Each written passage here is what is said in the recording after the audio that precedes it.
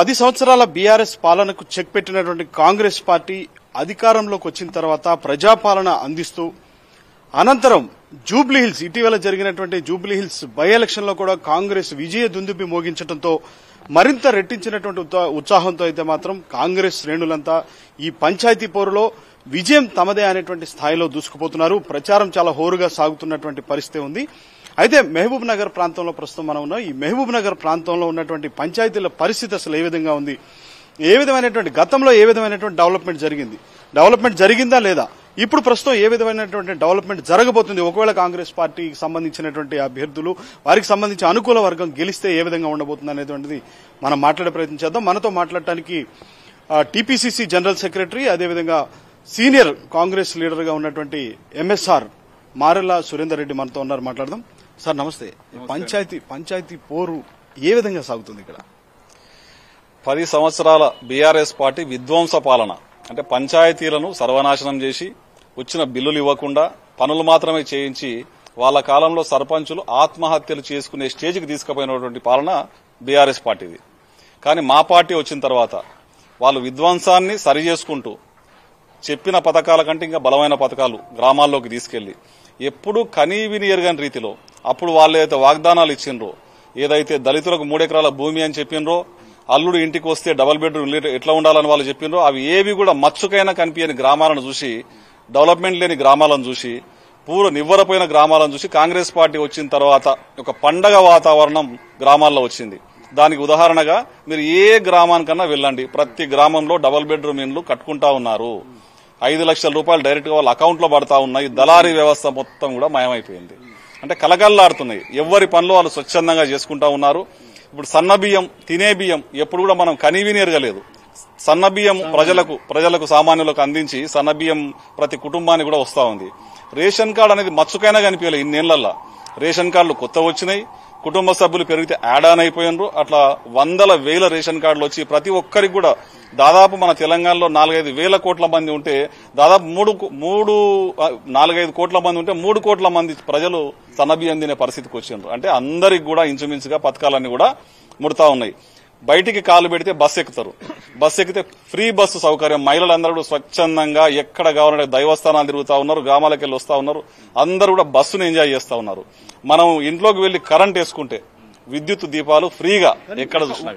ఎందుకంటే free bus అని చెప్తున్నారు. అసలు ఈ ఫ్రీ బస్సు వల్ల ఎవరికి ఉపయోగం? ఫ్రీ బస్సు తీసుకొచ్చి ఆడవాళ్ళకి గొడవ పెట్టారు అనేటువంటి స్థాయిలో కూడా వాళ్ళు అంతా మాట్లాడుతున్నారు. ప్రతిపక్షాలు 1000 చెప్తాయండి. వాళ్ళు ఏం చేసిందో చెప్పండి మీరు. వాళ్ళు చేసిన దాన్ని దీనికి హాయిగా స్టార్టింగ్ లో కొద్దిగా ఒకటేసారి ఫ్రీ బస్ ఏదన్నా కానీ ఫస్ట్ రోజులో తొందరపడి ఎక్కువ మంది ఒకటేసారి 1000 మంది చూద్దాం అని పోయినట్టు పరిస్థితి ఉండే. కానీ ఇప్పుడు అందరూ సాఫీగా హాయిగా అందరూ కూడా మంచిగా బస్సులో ప్రయాణం చేస్తా ఉన్నారు, హ్యాపీగా ఉన్నారు. ఫ్రీ బస్ అంటారు. ఎంప్లాయీస్ కూడా ఫ్రీ బస్ వచ్చే వరకు వెయిట్ చేసి ఫ్రీ బస్ ఎక్కుతున్న పరిస్థితులు మనం చూస్తా ఉన్నాం. అంటే దాన్ని అందరూ యూజ్ చేసుకుంటున్నారు. ఉచిత కరెంటు కూడా ఉచితంగా ఉంది. కనీవిని ఎరగని రీతిలో 2 లక్షల రుణమాఫీ, రైతులకు రుణమాఫీ చేసి అది కూడా ఒక విజయం, అద్భుతమైన విజయం. 17,000 కోట్ల రూపాయల రుణమాఫీ జరిగింది రాష్ట్రంలో. అంటే ఎంత బ్రహ్మాండమైన కార్యక్రమాలు తీసుకుపోతా ఉన్నారు చూడండి మీరు. అసలు గ్రామాల్లో ఇన్ని రకాల పథకాలు ఒకేసారి తెచ్చినటువంటి రాష్ట్రమే దేశంలో మనదని నేను అనుకుంటా ఉన్నాను. కానీ మరొక అంశం సార్, ఇక్కడ మీరేమో ప్రజాపాలన వచ్చింది, కాంగ్రెస్ పార్టీ అధికారంలోకి వచ్చింది, ప్రజాపాలన వచ్చింది అని చెప్పి కాంగ్రెస్ పార్టీ నాయకులు రాష్ట్ర వ్యాప్తంగా పదే చెప్తున్నారు.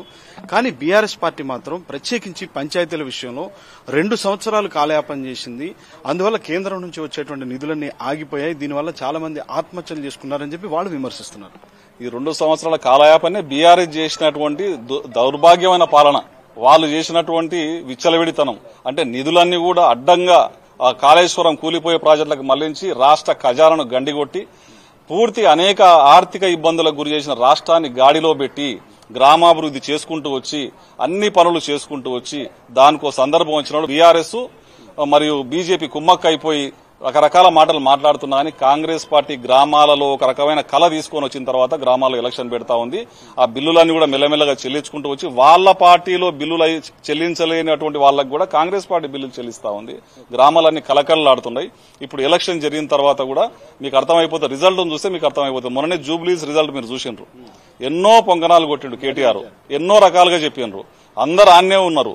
మాజీ మంత్రులు, మాజీ ముఖ్యమంత్రి అభ్యర్థులు అందరు ఆన్నే ఉన్నారు, కేటీఆర్ అందరు ఆన్నే ఉన్నారు కదా. అయినా గాని ఒంటి చేత్తో రేవంత్ రెడ్డి గారు మా పాలమూరు జిల్లా ముద్దు బిడ్డ, నల్లమల నుంచి రైతు కుటుంబంలో పుట్టినటువంటి బిడ్డ మళ్ళా ఒకసారి కాంగ్రెస్ జెండా రెపరెపలాడించి సత్తా ఏందో చాటి చూపించాడు. ఇంకొక 10 సంవత్సరాలు రేవంత్ రెడ్డి గారే ముఖ్యమంత్రిగా ఉంటారు. రాష్ట్రంలో కాంగ్రెస్ పార్టీ పాలనే కొనసాగుతుంది. ఫైనల్ ఒక మాట చెప్పండి సార్, ఇప్పటి వరకు అంటే గత బీఆర్ఎస్ పాలన 10 సంవత్సరాల పాలనలో ఇక్కడ ఉన్నటువంటి ప్రత్యేకించి ఈ పాలమూరుకు సంబంధించి పల్లెలు ఏ విధంగా ఉన్నాయి, కాంగ్రెస్ పాలన వచ్చిన తర్వాత పల్లెలలో ఏ విధమైనటువంటి మార్పులు తీసుకొచ్చారు, ఇప్పుడు అధికారంలోకి వస్తే అంటే ఇక్కడ పంచాయతీలు కూడా కాంగ్రెస్ కి అనుకూలంగా వస్తే ఏ విధమైనటువంటి డెవలప్మెంట్ చేయబోతున్నారు, ఎలాంటి ప్రణాళిక ఉంది మీకు ప్రత్యేకంగా ఇక్కడ?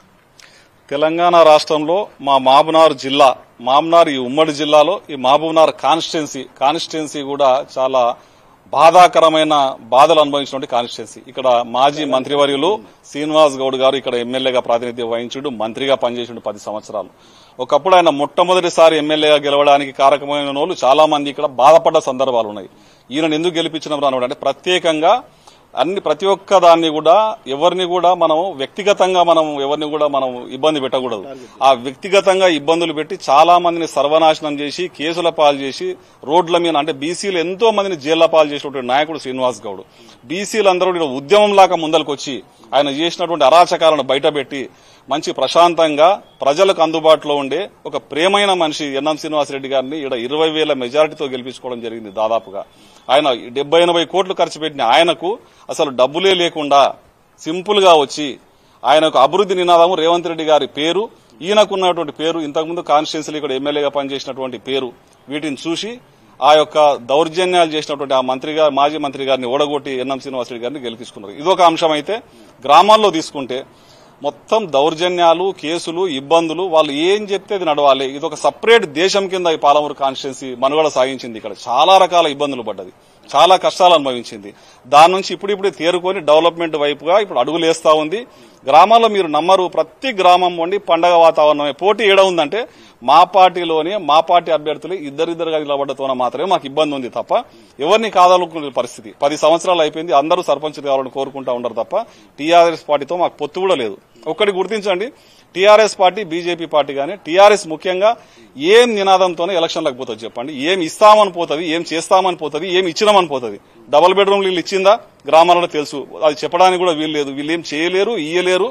వీళ్ళు ఏం వచ్చినా గానీ గ్రామాల్లో అభివృద్ధి జరగదు.